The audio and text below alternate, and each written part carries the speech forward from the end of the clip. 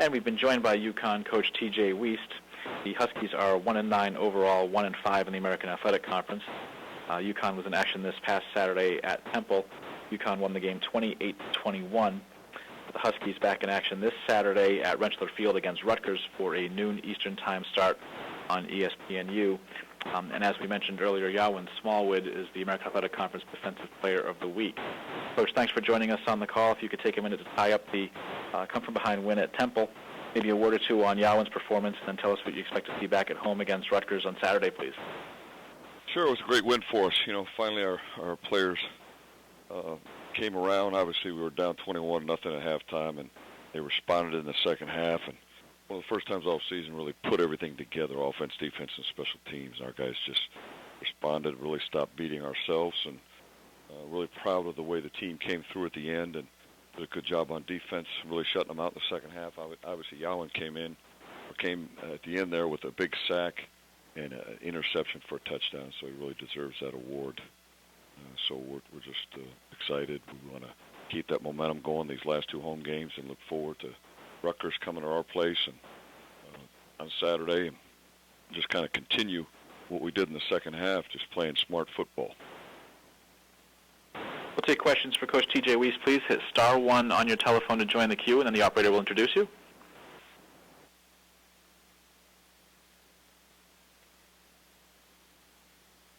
We'll go first to Tim Gaffney with LitchfieldCountySports.com. Well, first of all, good morning, Coach, and congratulations. Well, thank you. I appreciate it. Yeah, you woke up on Sunday morning feeling a little different than you have on most other Sunday mornings, this season. Talk about not just the win, but coming back from 21-0 down. We're always challenging the players, and we're always just talking about just playing sound football, doing your job, and making plays, and playing with effort, playing with energy, enthusiasm, and finally they really did that. And our team, we said it all along, our team just needs to learn how to win. I mean, anytime you haven't won, every team every year has to relearn things, and we just had to learn how to win. That means putting plays together, putting drives together, complementing each other on offense and defense, taking advantage of the opportunities of turnovers, capitalizing on turnovers, making plays in the red zone, making plays on fourth down, critical goal line, everything. And our guys just kept fighting and kept fighting. They never gave up. And Temple's a tough team. I know they've been through some tough things with second half drop-offs, and we came back on them, and they are a really good team, and they make plays. That quarterback we had 5 sacks. We haven't had that many sacks all season, obviously, but that quarterback, especially 5 sacks against that quarterback, that kid is really tough and really athletic. I was really proud of our guys.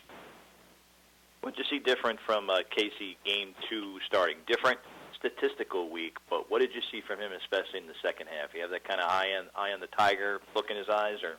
Yeah, he was more determined in the second half. He came out in the first half and was kind of forcing things a little bit. Through the interception, I guess he kind of got that out of his system. But he's a gritty player, and he's got to play like that all the time.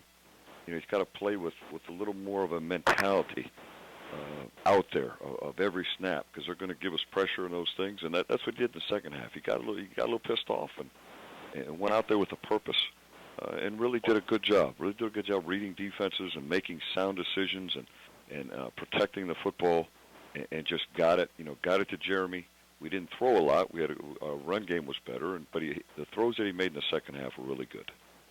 One more thing for me is just the play of Smallwood, and you got him for one more year. Where's the ceiling for this kid? Yeah, I don't think there is one, because I think he's very serious every day. He comes in, he works hard every day. He's serious about it. Football means a lot to him. He's just going to get better and better. Hopefully these last 2 games he keeps stepping it up. Hasn't had as many tackles in the last couple of games, but we want him as a team captain, a team leader, to just keep making plays and keep building every drive of just making plays. Pretty soon, like he even said it, you just do your job. You follow your keys, you do your job, and the plays will happen. And if you give great effort and play with energy, the big plays will happen. And that's what these guys have got to learn, and he's been a good example of it. Thank you, Coach. Good. We'll go next to Dan Dugan of NJ.com. Hey, TJ, how you doing? Doing great. Good.